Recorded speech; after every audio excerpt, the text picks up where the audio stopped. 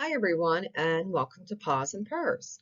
Hopefully this presentation will answer some of your questions in regards to fostering. So you're on the fence about fostering and would like to know what fostering entails and what we would expect of you. So before diving right into the fostering aspect, I'd like to give you a little background information on Paws and Purrs. We are based out of Painted Post, which is just outside of Corning. We were founded in December of 2016. Our main focus is rescuing animals within the Tri-County area. So for us, that would be Chemung, Schuyler, and Steuben. We do work very closely with local dog control officers, um, and those animals come first as they are on a stray hold, which is 5 to 7 days. After that, a dog control officer can reach out to us or another organization to see if we can take in the animal. They can do a direct adoption, or unfortunately, they can also euthanize the animal. We do also take in owner surrenders when space is available.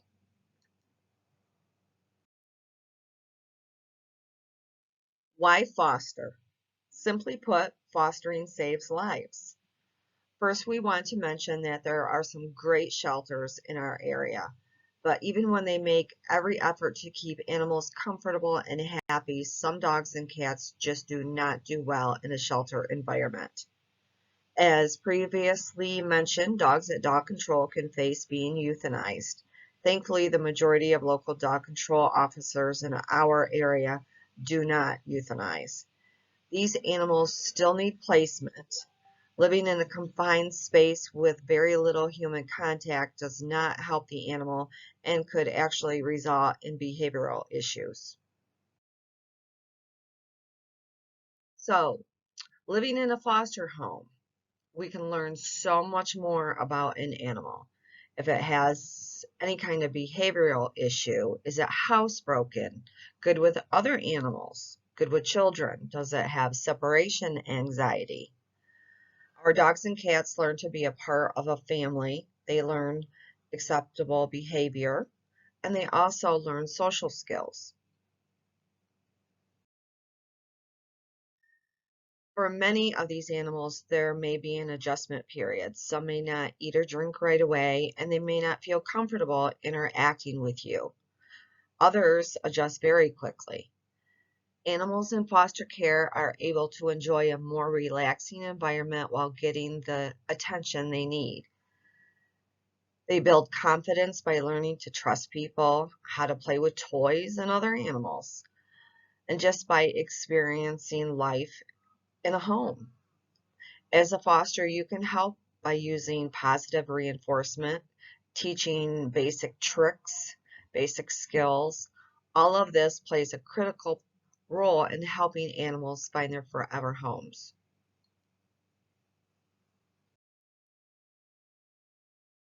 What is expected of a foster? Provide a safe and loving environment. Be patient. Remember, everything is new to them. Socialize, socialize, and socialize. Your foster may not be housebroken, especially if it's a puppy, and learn your foster. What does it like? What does it dislike? You will also be asked to take your foster to vet appointments and adoption events, which we'll get into further. And when the time comes to be adopted, you will be asked to bring your foster to a meet and greet. New fosters need not worry. One of us will be there with you until you feel comfortable doing this on your own. Dogs, especially unaltered ones, may mark and some may not be housebroken. Fosters may need to work on training dogs. If this is an issue and you're not willing to work on this, you would need to notify one of the board members as soon as possible so that we can look for a new foster home. The foster is responsible for making a board member aware of any changes in the dog's behavior, especially aggression or any type of health issue.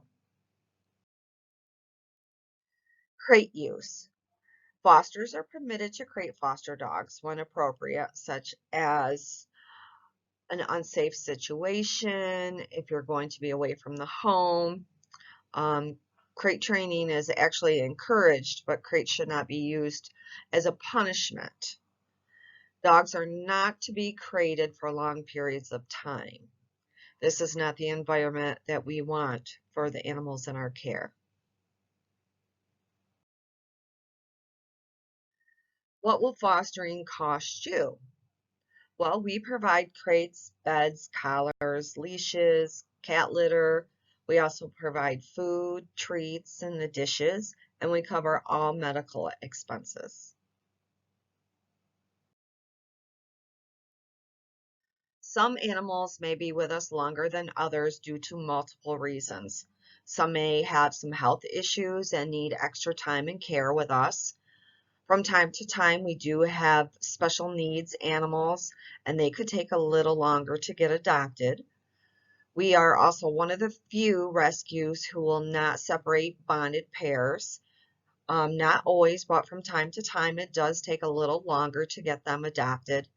And we often take in senior dogs, which sometimes, but not always, it may take longer to get them adopted. But we will never ask you to take an animal that you are not comfortable with. We do ask that you take your foster to vet appointments. We have several vets throughout the area that we work with, and we will set you up with one closest to you.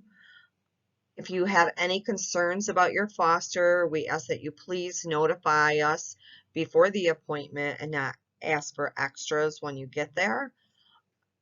All vet appointments are scheduled by a board member. Fosters are not permitted to make appointments themselves unless approved by a board member.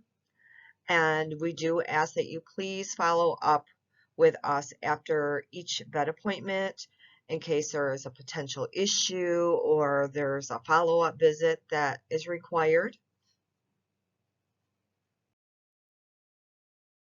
We do hold adoption events throughout the year, and it's not mandated by any means that you attend each one of them, but it is highly suggested that you take the time to attend a few throughout the year. A seen dog or cat is more likely to get adopted than one that is not. We do hold fundraisers also throughout the year, and it's always nice to see some of our fosters come out and show their support or even volunteer to help at the fundraiser. So potential adopters and meet and greets. Fosters should not set up meet and greets with potential adopters unless the adopter has an application already approved by a board member and the okay has been given to proceed ahead. And we usually do home visits prior to all of that. Most of our adopters are excited to take their potential new family member home. If you feel the meet and greet did not go well, especially for the dog, you are authorized to decide to not let the dog go that day. You will need to contact one of us in regards to how the meet and greet went. No one may take a dog without a foster to adopt, an adoption agreement, or both filled out and signed. And if they give it to you, please review it to make sure it is completely filled out and signed before allowing them to take said animal. Many ask, am I allowed to adopt my foster? Simple answer, yes you are. But you need to let us know immediately and you need to submit an application. Once we have started the adoption process, we will move forward, so always assume that your foster is receiving applications. Don't wait. We also waive an adoption fee after you have fostered 4 dogs successfully. Occasionally, there may be a dog that will not be a so-called freebie to our fosters. Remember, finding a family to call their own is the end goal. We know it's hard to say goodbye, but when you see your foster with their forever family, it makes all your hard work worthwhile. You can be proud because without you, this would not have been possible. As mentioned, some are with us longer than others. Gypsy was in our care for over a year. She was a tough one to say goodbye to, but she's where she's supposed to be, and she is very loved and happy. And her family stays in touch and sends pictures. So, just some final thoughts. If your foster is adopted and then returned for some reason, it is expected that you will take the foster back unless there has been prior communication as to why you are unable to, or if the spot has already been filled by a new foster. When a foster is not willing to take back their previous dog or cat, this puts us in kind of a crisis mode, especially when there's no spots available. So we're running around trying to find placement for said dog or cat.